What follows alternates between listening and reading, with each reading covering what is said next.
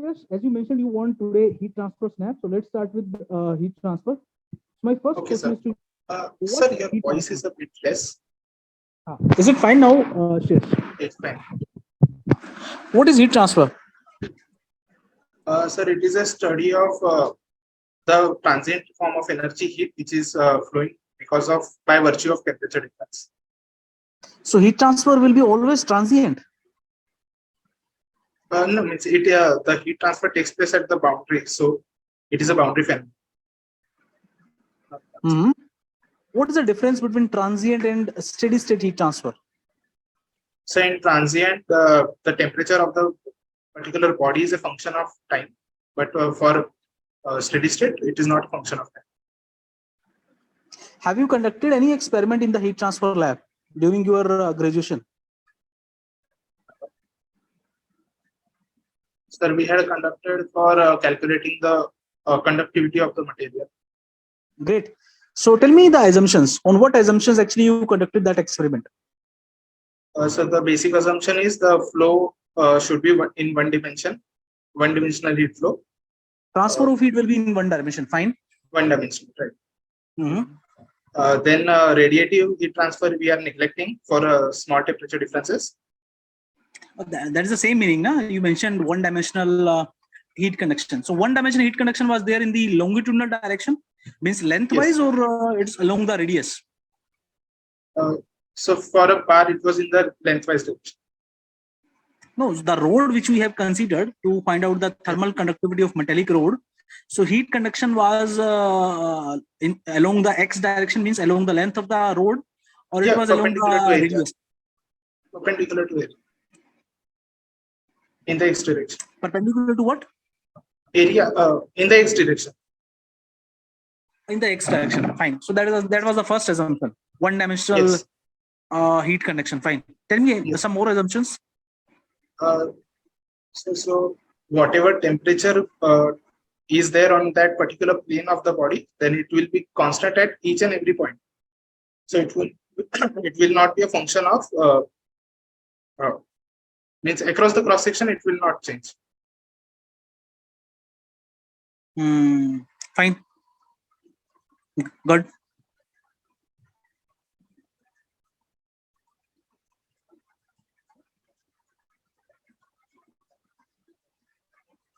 The conductivity of material for the temperature difference here remains constant for that one. So uniform, homogeneous and isotropic material we have assumed. Yes. Yes. Fine. Fine. Any other assumption? Yes. That's it, sir. I can for this. Okay. One more assumption is there. Let me tell you that is related to actually steady state heat transfer. Okay. Okay. Now think of and tell me how actually we can assume these kind of things and what actually we did to assume these things. Steady state heat transfer, one-dimensional heat transfer along the length of the rod, uniform what you can say constant thermal conductivity, okay, and no temperature, yes, variation in the radial direction. So what we did actually to assume all those things?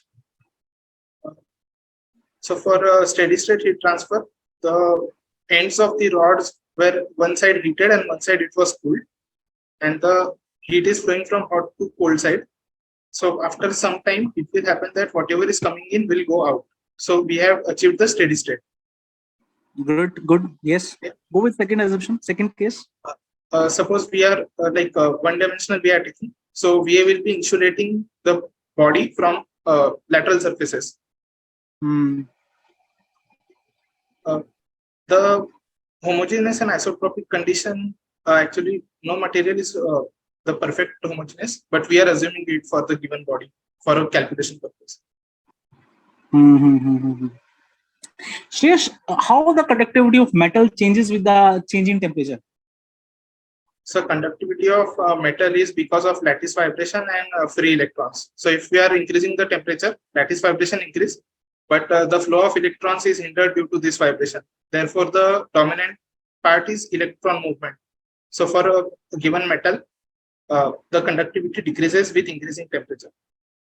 Achha, what kind of temperature profile we will get in a metallic slab if we will assume the variable thermal conductivity?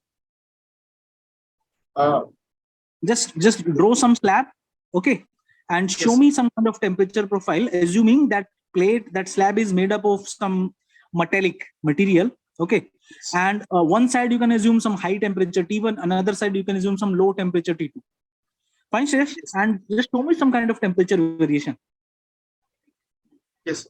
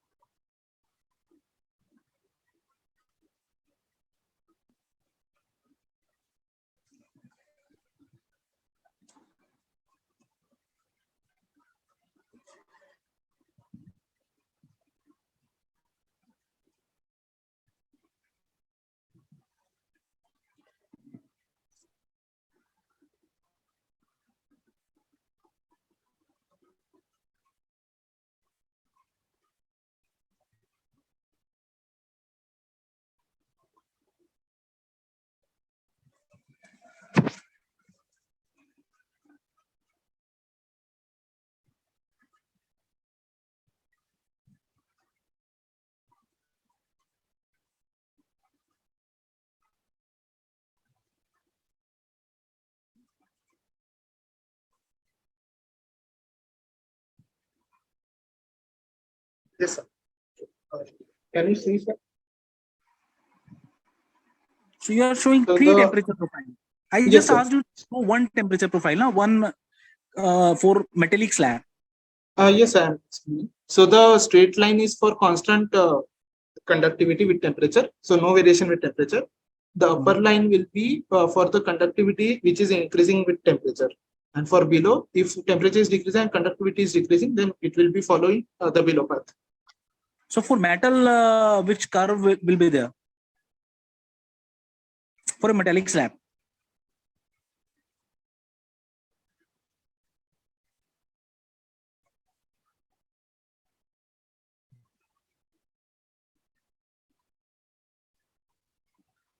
Why you are confused? You clearly mentioned conductivity of metal decreases with the increase in temperature. Yes. Then what is the issue? You are having any confusion? Just a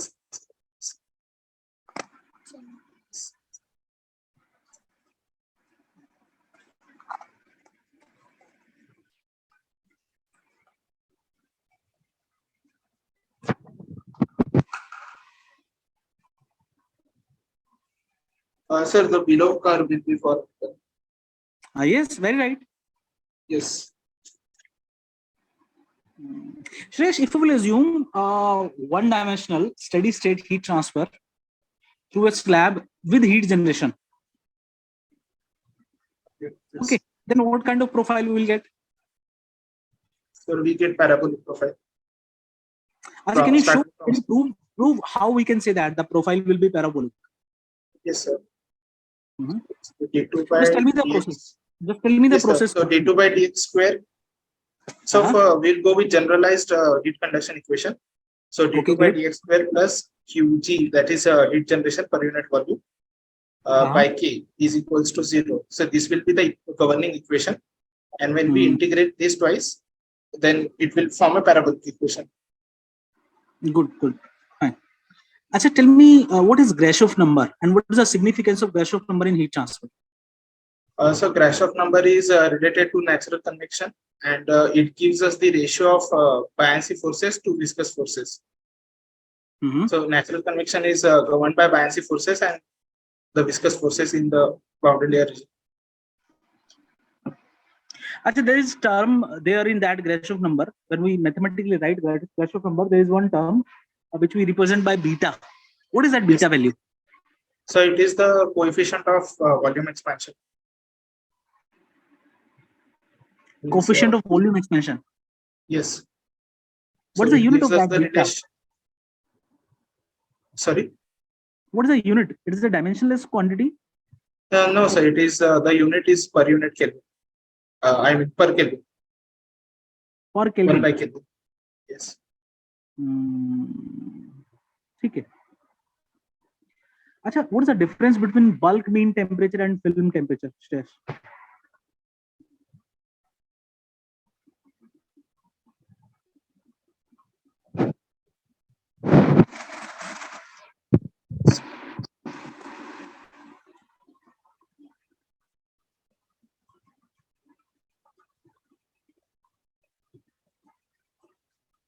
So, mean film temperature is used in flat plates, wherein it is the average of Ts plus T infinity by 2. Surface temperature. For the case of external flow. Yes, for a case of external. Good. Fine. And bulk mean temperature is in the internal flow, wherein it is the average of surface temperature and mean temperature of the fluid by 2. Suresh, have you heard about developed flow? Developed flow, developing flow. What's the difference between developed and developing flow? Sir, for it is in the pipe. It is a pipe flow wherein the fluid when enters, it is in the developing stage, where the H value is changing, and when it is developed, like the boundary layer has come to center line.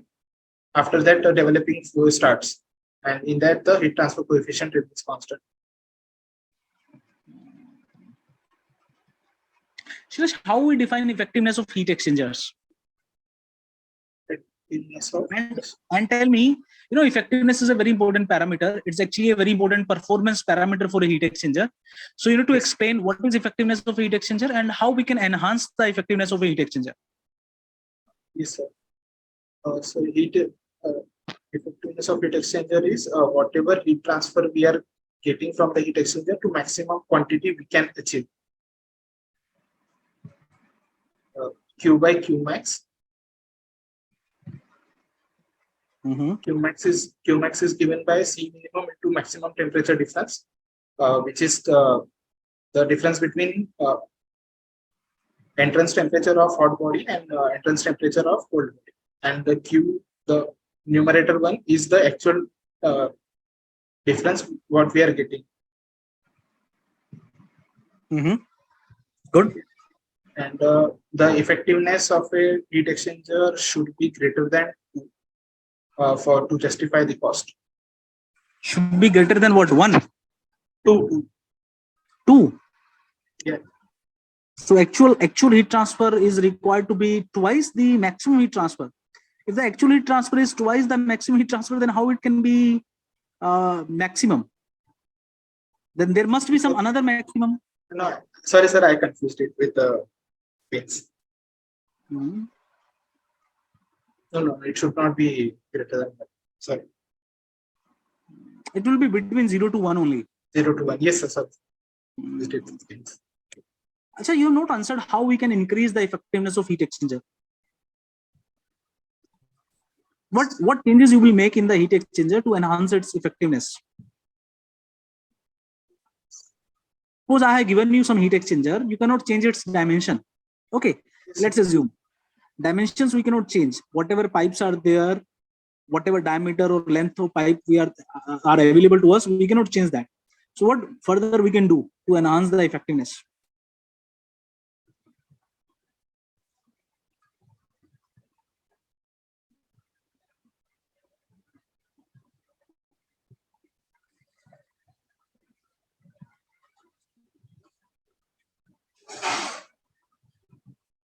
So the fluids are same, right? Fluids are same. We are considering same fluid. Yes. Whatever, there is a heat exchanger. We are utilizing at some particular place. So the application of the heat exchanger is fixed. So whatever will be the internal and external fluid, those are fixed. Okay, because those are not in our hand. That is based on the application. Okay, maybe in some IOCL, so at some plant, there is some heat exchanger there. Okay, we are utilizing just to heat or maybe some cool some oil. Okay, so fluids are not in our hand, dimensions are not in our hand, but further we are interested in enhancing the effectiveness. So give me some idea.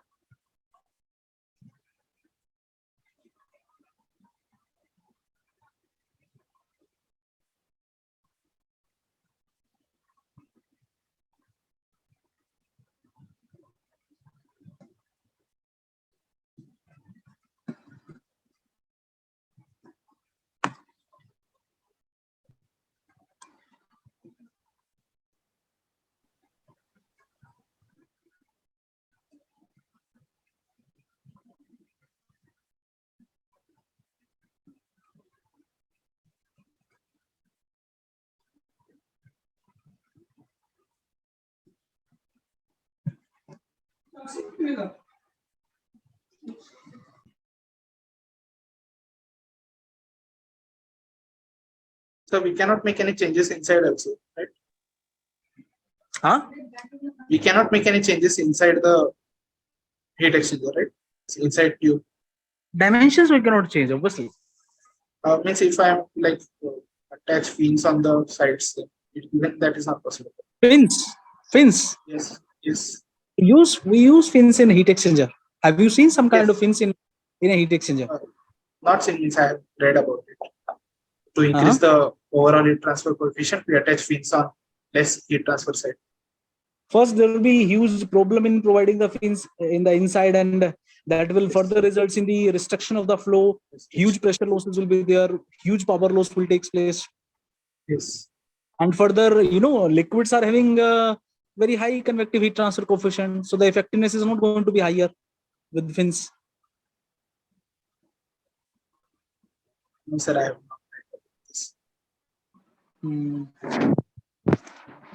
not. If you want to increase the effectiveness, it means we are interested in increasing the actual heat transfer. Yes. Whatever heat transfer which is taking place actually, that further we want to maximize to close to Q maximum. Yes. Then how we can increase Q actual? By increasing the LMTD. Okay. You can make changes in the flow direction.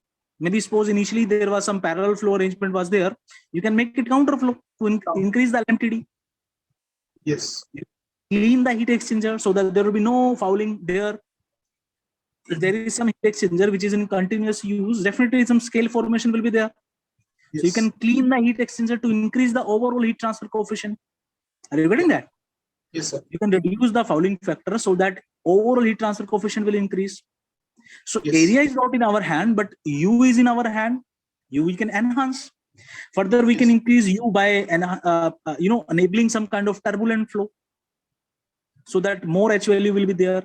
We can provide some kind of good flow arrangements. We can provide some baffles externally, not fins, baffles we can provide, so that there must be some good mixing of the fluid there outside. Good turbulence will be there. So we can focus on increasing the H value, and that we can increase. Yes. Even by changing the fluid velocity, you can change H. So we can optimize the fluid velocity, we can optimize the flow direction, we can clean the heat exchanger. Okay, we can increase the LMTD to enhance the effectiveness. Are you getting Shreyash? Yes. So these are very simple, easy things. You can easily relate. Only I asked you this question in the indirect manner actually. Okay, so you need to relate the things. Your knowledge is looking fine, you are looking confident, but I feel some more, practical sense you need to develop. Okay. Yes, sir.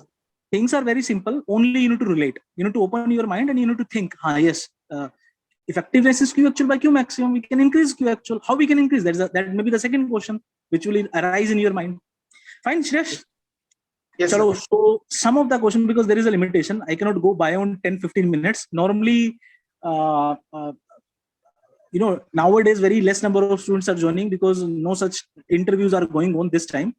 So that's why we had a session more than 20 minutes, but normally we have a session of 10 to 15 minutes, snap session only. Okay.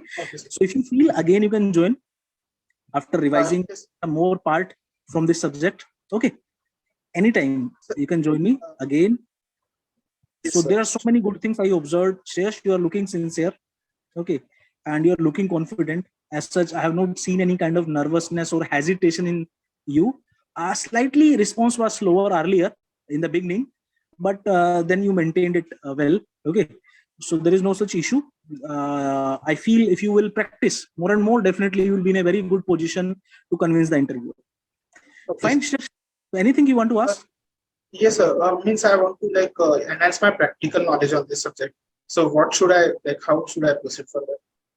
No, practical, whatever things we generally study at the graduate level, they're going to ask those things only.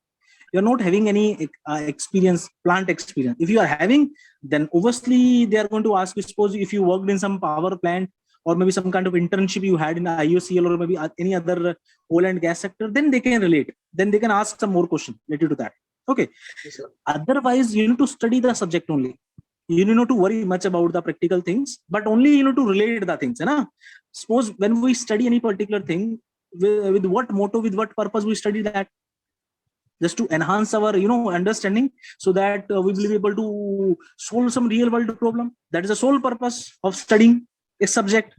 Okay, we study just to develop our understanding to solve the real life issues. That is the purpose. So there is no practical things, and don't worry about that. Only you need to thoroughly study the entire subject. Okay, and whatever you can try to relate, you need to relate, and you need to practice more and more stress. Okay, sir. So if you are available, like I can join every day for like 1 issue. Not issue. Nowadays, I mentioned already, only 1-2 students join, and I wait only maybe generally I wait for 5 minutes only. If no one there, I end the session at 9:35. So today you joined. I'm happy about that, because after a gap of I think 6-7 days, because last week some BPSC interviews were going on, and there was I observed even more than 20-25 students there. Okay, and that's why we extended the session last week. So that is a kind of rest also for us. So we enjoyed that. Now there is no issue. If you want to join me tomorrow, day after tomorrow, anytime you can join me. No such problem there. Yes, I'll join, because I have gone through the subject 2-3 times or more than that. So I just need the confidence for interview. Yes. Okay, Shash. Good luck and best of luck for your final interview. Thank you, sir.